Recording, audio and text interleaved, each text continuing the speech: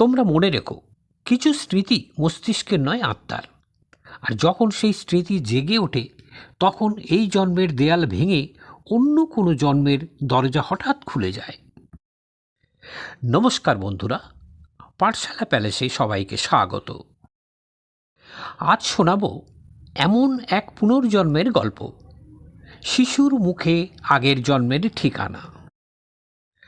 নবীন নামের এক 6 বছরের বাচ্চা একটা সাধারণ দুপুরে হঠাৎ মায়ের হাত ধরে বলে, মা, আমাকে ওখানে নিয়ে চলো, আমার বাড়ি ওখানে।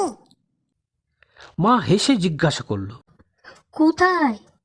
নবীন জানলার বাইরে দূরে পাহাড়ের দিকে আঙুল দেখিয়ে বলল, ওই পাহাড়ের উধারে, যেখানে একটা কাঠের বাড়ি ছিল, একটা বড় নীল দরজা। আর আমার মেয়েটা কাঁদছে, ও আমাকে খুঁজছে। মা, মা ভেবে নিল বাচ্চার কল্পনা, কিন্তু রাতগুলিতে নবীন ঘুম ভেঙে চিৎকার করতে লাগলো, দরজা খুলছে না, আগুন!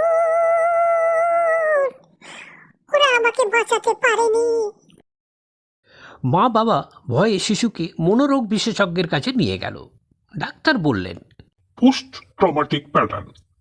তবে বাচ্চা কোনোদিন আগুনে পোড়া দৃশ্য দেখেনি। কিন্তু নবীন প্রতিদিন একই কথা বলতে থাকলো। আমার আগের বাড়িটা পাহাড়ের উপরে। একদিন বাবা আর সহ্য করতে না পেরে নবীনকে গাড়িতে তুলল। পাহাড়ের পথে যাওয়ার সময় নবীন নির্দেশ দিচ্ছিল, এখানে ঘোরো, এখন ডান দিকে, এই যে সেতুটা, আমি এখানেই খেলতাম। একটা নির্জন জায়গায় গাড়ি থামতেই নবীন ফুঁপিয়ে কাঁদতে লাগলো।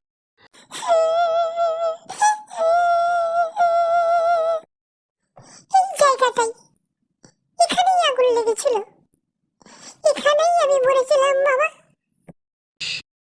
গ্রামবাসীরা বলল, বছর 30 আগে এখানে আগুন লেগেছিল, একজন কাঠশিল্পী আর তার মেয়ে। নবীন হঠাৎ নিচু গলায় বলল, মেয়েটার নাম ছিল তমসা, ও আমাকে আব্বা বলে ডাকতো। বাবা মা স্তব্ধ। এক 6 বছরের শিশু এমন তথ্য জানল কোথা থেকে? এখনো নবীন মাঝে মাঝে সেই তমসাকে দেখে বলে, ও ভালো আছে, আমায় ক্ষমা করে দিয়েছে। পুনর্জন্ম কি সত্যি, নাকি স্মৃতি আত্মার গোপন দরজা? আপনারাই বিচার করুন।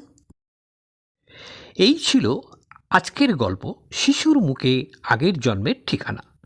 কেমন লাগলো কমেন্টে জানাও, লাইক করো, শেয়ার করো, আর নতুন হলে সাবস্ক্রাইব করে পাশের ঘন্টাটা বাজিয়ে দাও।